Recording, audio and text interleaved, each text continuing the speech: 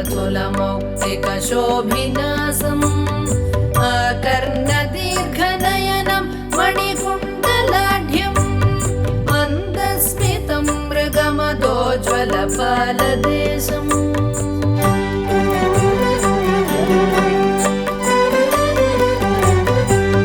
प्रातर्भजामि ललिता भुजकल्पवल्लीं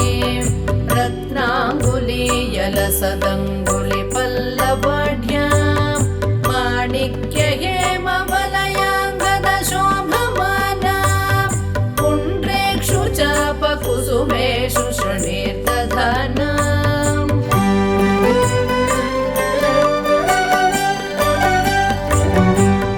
प्रातर्नमामि ललिता चरणारविन्दम्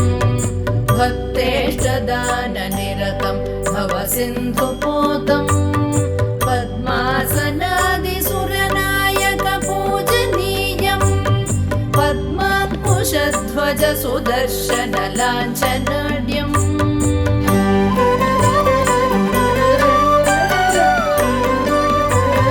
प्रातस्तुवे परशिवां ललितां भवानीं त्रय्यन्तवेद्यविभवां करुणानवद्यां विश्वस्य सृष्टिविलयस्थितिहेतुभूतां विश्वेश्वरीं निगमवाङ्मनसादिदूराम्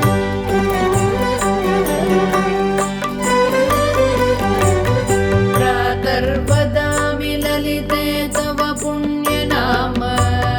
कामेश्वरीति कमलेति महेश्वरीति श्रीशाम्भवीति जगतां जननी परेति वाग्देवतेति वचसा त्रिपुरेश्वरीति